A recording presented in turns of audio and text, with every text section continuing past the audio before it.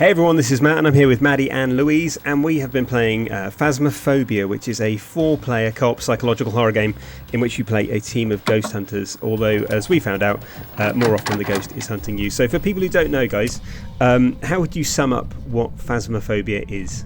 So Phasmophobia is really, scientifically, because you're clearly being scientific here, a collection of ghostly evidence. So basically you're going into a number of houses, and I think they're completely randomised, and you can find 10 different types of ghosts. And basically what happens when you go in, you take in individual tools, so you've got your essential flashlight, but you can read sort of a black light to see ghostly fingerprints. You can go in with an EMF reader, which you were calling a PKE meter from Ghostbusters, Matt. Because that's what it is. That's obviously what it is. Actually, this was really creepy. You go in with like a writing book, and it's blank initially, but you leave it in a room where you think there is ghostly activity, and then you pop out of the room, and then you come back in only to find horrible writing on there. They never write anything nice, do they? It's never like a nice drawing of a cat or have a nice day or anything like that. No. It's always you will die. It's never even, the expected thing that you think a mischievous ghost would draw. It's always just get out or can't run or some horrible, sigil. Nothing nice.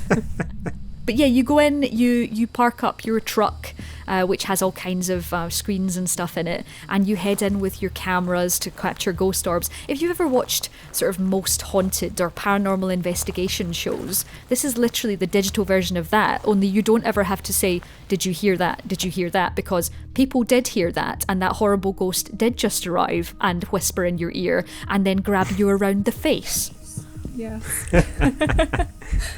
It's like paranormal activity shows with an actual ending. Yes, yeah. A big ending. Permanent ending. So Maddie, what do you think about it, when you were playing it? What specifically about it made it so effective as a sort of scary horror game? This is going to be really, really weak, but I think having a torch is, for me, the ideal for a scary horror game, and not being able to see anything, especially when we only have one torch between us. We were just creeping through the rooms and trying to find things.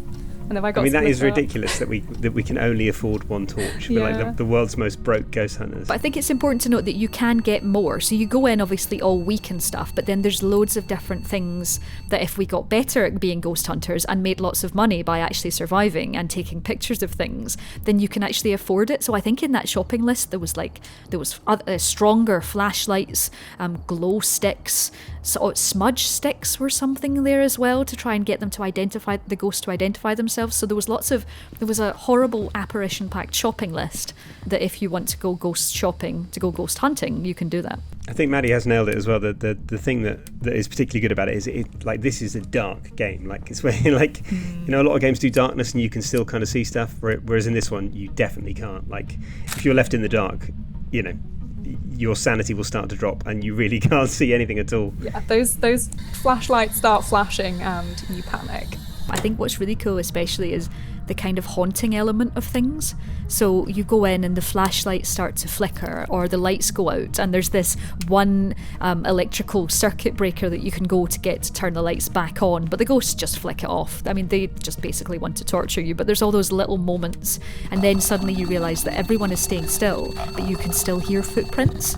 So it's those really traditional, and absolutely what you're saying about standing in the dark and there's things coming to get you and you've no idea where they're coming from, and all you're meant to do is take a picture of a dirty sink, but something horrible is about to murder you. It gave me the same sort of fear that you got. I think we said this while we were playing. That kind of, you're a 7-year-old kid and you're staying at your grandma's house and you have to go downstairs at sort of 2 a.m. to get a glass of water.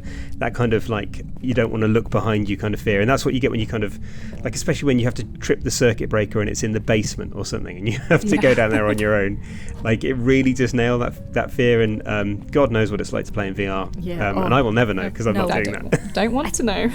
I think the idea of the different types of ghosts is really interesting as well. So while they provide different types of evidence for you, some of them won't write in the book and they'll only leave fingerprints.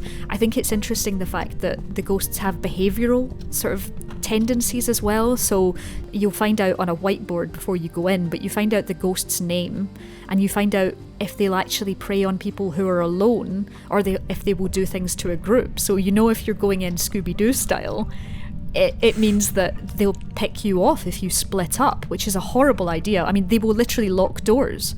And that's the horrifying thing. I was locked out while Matt was inside being murdered, and there was nothing I could do other than hear him scream in my ears.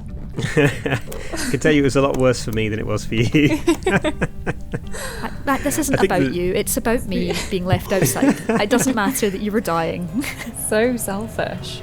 The name calling thing, I think, really specifically is quite effective as well, because you know it uses voice recognition, and it seems to be pretty well calibrated as well. So you go into these places and you are like, William, are you here? Like, just doing that, I think, takes you to a slightly different place, because, I mean, you're a paranormal investigator, so you do want an answer, but also there's a big part of your brain that's just saying, like, it's fine if you don't want to answer me, if you're not here, like, that's good, I'll just leave.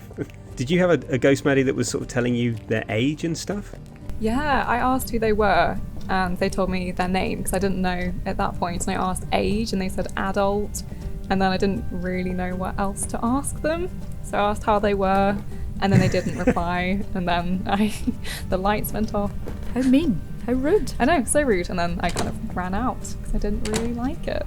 I think that seems completely sensible. Yeah. And like, one of the things I also really like about it is, you do see the ghost eventually, but like there's a lot left to your imagination before you do, and I think that's almost worse, like the kind of creaking floorboards and like you say, the doors being locked and the lights going out and stuff, like all of that stuff is really effective. And I think the fact that you've actually got a goal as well, so you are, you're in there to find certain things, so you have like tasks that you need to complete. And I think we've looked at this in other videos actually. I think horror games where you have like puzzles to solve and stuff to do actually end up being scarier, just because your brain goes somewhere else temporarily and then comes back to the fact that you're in a room with the lights off and there's a ghost in there with you.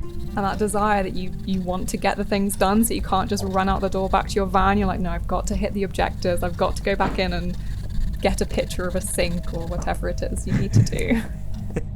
I think it's really cool as well that once you're dead, you sort of enter this beyond, this portal. I mean, it's like the poltergeist one, or the one from Insidious, where suddenly you're creeping around in this really misty world, and it kind of means you get to appreciate the location without being terrified, because it kind of inverts the visuals, so it's all white and misty, so you can see the axes and the bunny toys, and Maddie, you just wandering around now that Matt and I had been picked off. Yeah. I think there's something really fun about being able to then warn you or say, hey, there's a door here, have you tried it, please try and get out. No, yeah, I think, yeah, definitely it's really interesting when you're the ghost and you can follow people around and you can kind of help a little bit still, and kind of reassuring, even though you can go back over and walk over people's corpses and try and pretend you're not looking and steal their torch.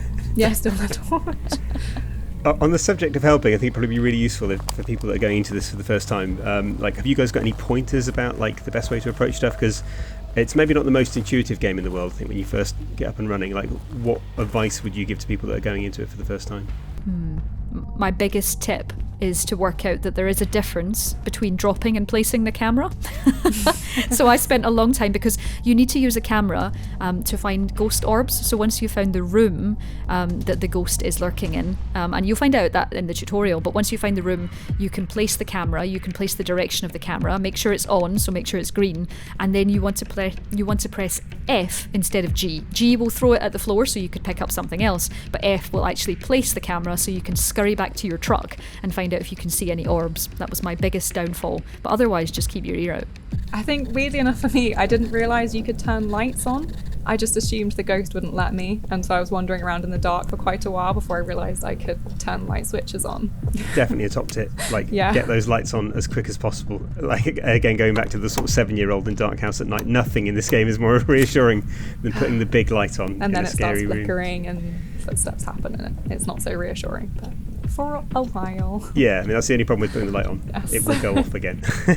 Thanks so much, guys. So if you haven't checked it out already, do have a look at Phasmophobia. It's really good. I think it takes a while to get into, but when you get there, and especially when you play it with friends, I think it's a really different type of horror experience. And if you have been playing it, do let us know what you think in the comments, and share any top tips for ghost hunting you might have as well, because I think we need them, as you can probably tell from the footage that you're seeing on screen right now. And as ever, give this video a like if you enjoyed it, and subscribe to the channel and ring the notification bell, the bell of awakening. That's what I call it. It's a Dark Souls joke. So you know when our next video lands.